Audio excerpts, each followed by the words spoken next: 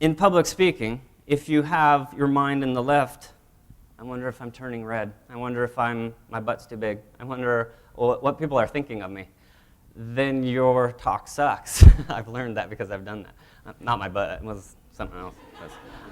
In this school, I actually blanked out, and I went to a point where I had to read off the page. My ears usually turn red, and right now, they may be turning red, but here's the cool part, I don't care. I don't care anymore. That's how I got past that, and I was able to deliver, and I got out of that fear-based, I'm in my own mind. The other part is, I care about the person that just had a baby, that had a C-section, and I think that every single person in here knows somebody that might have a story that's waiting to happen that's not going to hear it if I don't get out of this side of the talking. You have to be over here.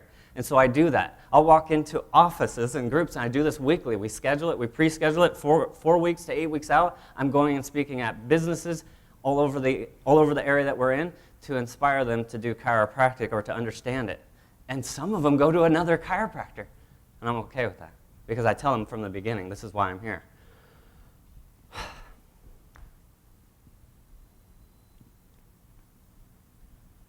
The public speaking portion, 20% of the world public speaks.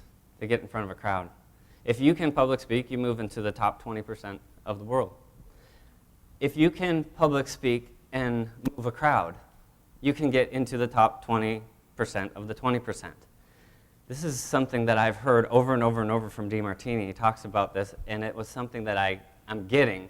And it's not because you need to be a speaker, it's because that is something that B.J. Palmer got, the big idea. When people get the big idea, oh my goodness, you see miracles. And one of the biggest miracles is not the adjustment, it's you getting the big idea. Because when you get out of your own way, that's when people start to come. They start to show up, and they start to travel from distance. If you can move people and inspire them to talk, and inspire others, you move to the 20% of the 20% of the 20%. And that's the goal with chiropractic. We're in a perfect storm right now. Have you noticed that? Our healthcare system sucks. It's not funny. I laugh because it's just, what else do you do? Our healthcare system is so flawed, people are dying from it. People don't know that chiropractic exists. Part of the reasons the Champions Weekend's here is because we're actually going to go into colleges that have students that are pre-med and tell them what chiropractic is, because everybody has compassion and everybody knows that chiropractic's amazing, and if they knew what we know, they'd do what we do. Some of them still have to be medical doctors, that's their passion, but some of them wanted chiropractic, they didn't know it existed. So we have to get out of our own way. We have 2 of our office members, our staff in the other room, learning this system because they're going to go out and do it. So we're donating, tithing back, giving back to the system. And this system called chiropractic is amazing. My mom quit having surgeries. She had everything removed because something was wrong. This is just my family. I have 4 people in my immediate family that have had miracles. In our office, we see miracles daily, every day. Had somebody yesterday get adjusted, tell me, I have rode a bike. And I said, that's awesome, that's great. He goes, you don't understand. I haven't been able to go outside and ride a bike in years. He has fear. He has schizophrenia. He has 4 different mental medications he has to take because of something that happened to him way back when. And I said, that's awesome. That's amazing. And then I've been telling everybody because that story blows my mind. Just like every single story I see every single day in our office, because I am not over here. I don't care what people think. I'm over here. Wayne Dyer said you should be the scurvy elephant. You guys know what that is? The scurvy elephant? I'll get back to that. You should be one. Right now, CalJam, I went down there, I saw somebody who's a scurvy elephant. Billy DeMoss. You guys got to go watch that crazy guy. He is a scurvy elephant. What's a scurvy elephant? In grade school, Wayne Dyer was told he was a scurvy elephant. They wrote it down and said to his parents, he's a scurvy elephant. He heard it, and what they actually said was he was a disturbing element. Disturbing element. So he's a disturbing element, and that's what we are. Chiropractors, we're a disturbing element. Sigafus, I mean, he's a disturbing element. He would call himself peculiar because people called him peculiar, and he agreed. And that's what I say for myself as I'm weird, because everybody thinks we're weird. We are, Because if normal is the society we live in and weird is the people on the fringes, I want to be weird because normal ain't right. The whole group in the middle is lost. I agree. They are lost. And you know what? Frankly, we have to step up and realize that there are people dying because they don't know. Literally dying because they don't know. I have a gal that I met. I was walking in a gym, and I saw her, and she was walking slowly and crooked, and I was like, you know, I'm a chiropractor, so what I do, I ran up and I adjusted her. Not really. I walked up to her, and I said, you know, here's the thing. You walk up to somebody that you don't know, two things are going to happen. One, she's going to listen to you, or she's going to say, go away, no, and like I've been told before, chiropractors are crazy, go away. And I'm like, I am. That's why I'm here. So she didn't do that, but she actually started to speak to me, and something I noticed when she was speaking was, she said to me, I can't, she couldn't speak. It took me a minute to get through the conversation with her, and I finally decided, okay, we got to stop talking, let's bring you to the office, we got to figure you out and help you and adjust you. And she had some baggage, she had some stuff she was going through, but we ended up getting there.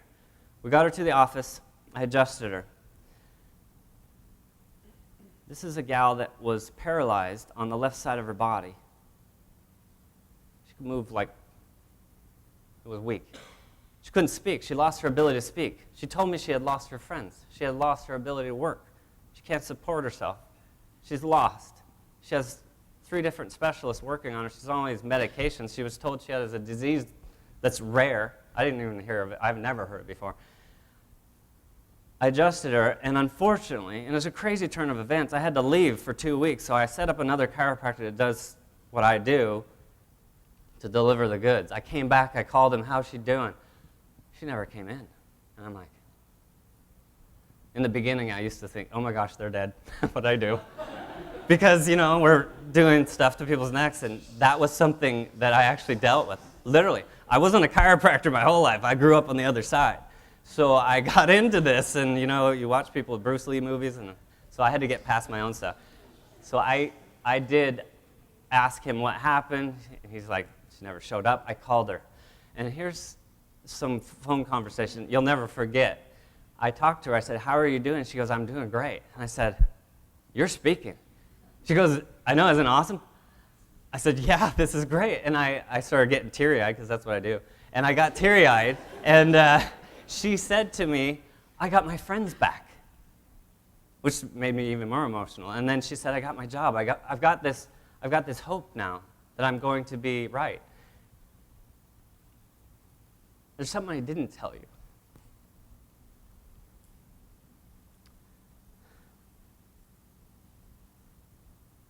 She was told she had 1.5 years to live. She has 3 doctors telling her not to go to the chiropractor. She made it in, and now she has a new lease on life. The amazing thing with chiropractic and seeing somebody get connected with that is they look you in the eye and they stare at you with everything, just like Mother Teresa did. Chiropractic reconnects that. Man, the physical, man, the spiritual. Or BPC and woman, you get it.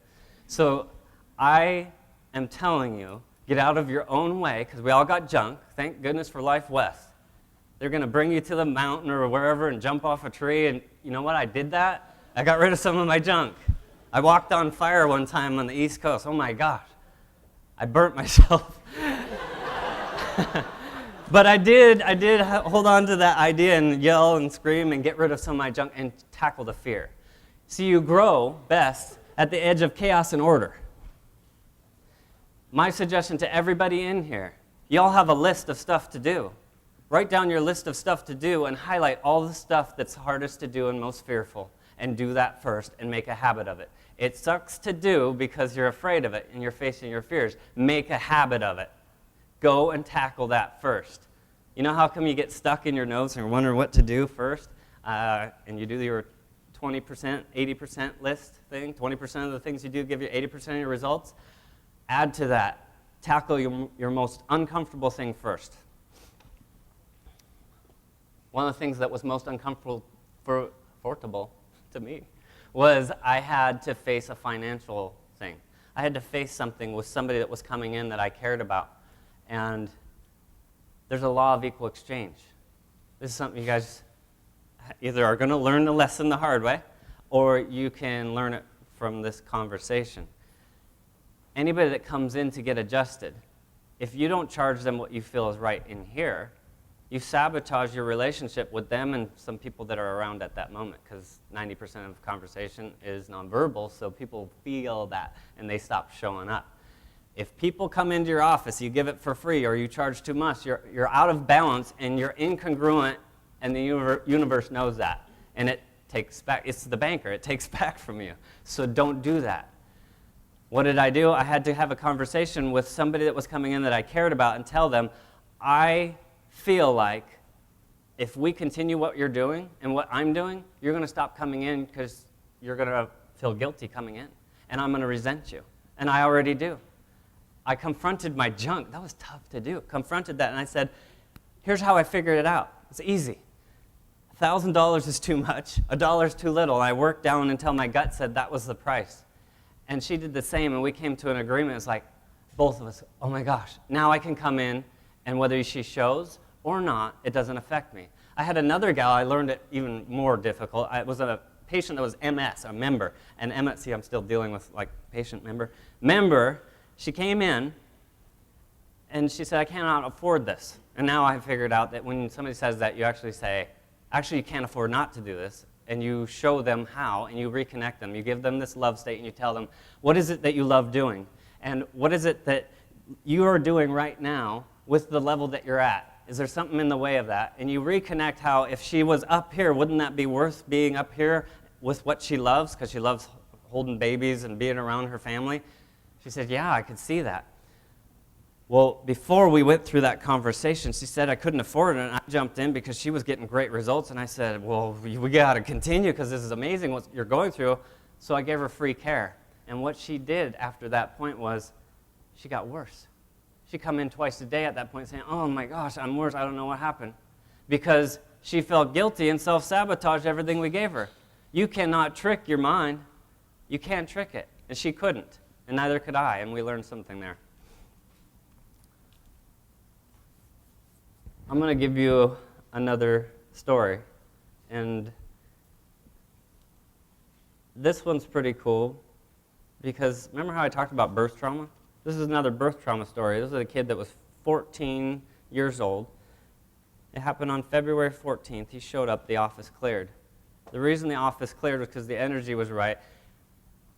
The woman that brought this kid in was the grandmother, and the kid was sitting on the corner of a bench, and I said to the grandmother, let me check him. She says, you can't help him, he's been to a chiropractor. And I said, fair enough. I do something different. We all do, because we're all different, like thumbprints. And I said, let me check him. All right, check him. I checked him, and I found out that he had a subluxation. We went through the exam, found out on an x-ray that his atlas bone was shoved up around his skull. He had his arm was clasped up like this. It was pulled up to his chest. He had a brace on his foot. He had difficulty speaking. One eye's going a different way. He had seizures and migraine headaches, and he has a tube coming out of his head going to his stomach to relieve hydrocephaly, extra pressure on the brain. There was not a person in that room that wasn't connected with what was going on. And I told her I didn't know what would happen. I just know he's going to be better with pressure off his brain, so I'm going to do that. I did a toggle adjustment on him. I set up on his atlas. I knew what to do because they taught me here. It's great. I set up on him, and instead of being connected with all of the stuff that I was taught, I got into a different part of my brain, and I just put light. I got out of my educated mind and went innate. Adjusted his atlas, his head dropped on the table, because toggle is just brutal. I mean, if you watch toggle, the head's good. I loved it because I felt it with every cell in my body. Just like if you ever play golf, you feel it with everything. I'm batting at the same time. You feel it with everything that you got. Every cell in your body resonates, and you know that you just hit something is going to go straight that time versus off. Same thing in chiropractic. You know it with everything that you have that that's going to change somebody's life. He started shaking on the table. It's kind of weird when you watch some of these adjustments and what people do. He started shaking on the table. He was doing this, and I put a blanket on him. And I said, are you all right? How are you doing?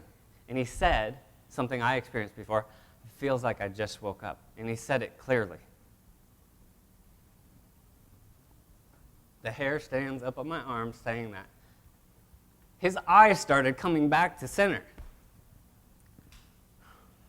His hand opened up the first time in his life.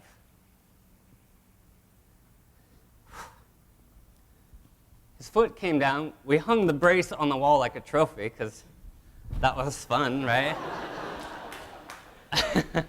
And they wanted to put it on King 5 News. The grandmother sent a letter, told them, this is a miracle. We saw something amazing. Everybody on the planet should know it. She sounded like a chiropractor.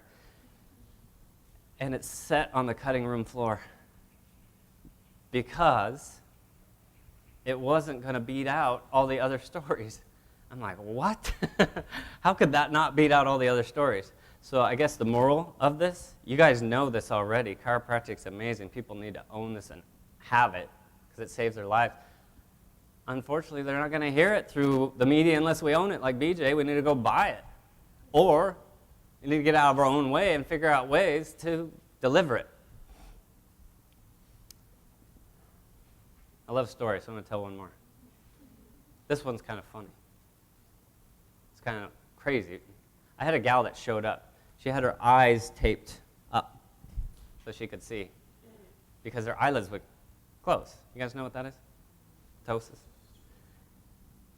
So she shows up, and I told her after analysis that stuff's going on with her spine. She's out of tune. We're going to tune her guitar so she starts to play music again instead of something else.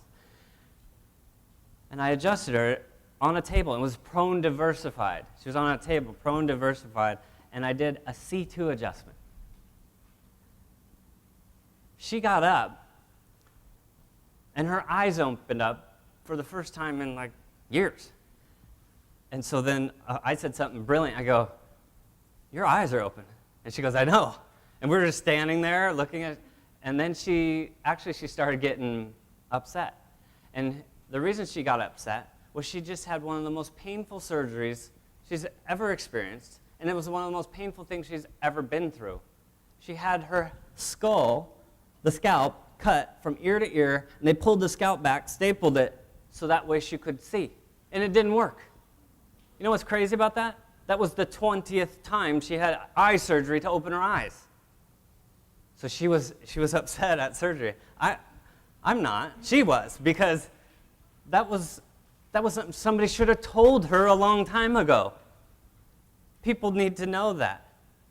Every single testimonial on that wall, you saw these testimonials everywhere, every single one of them wishes they would have known sooner.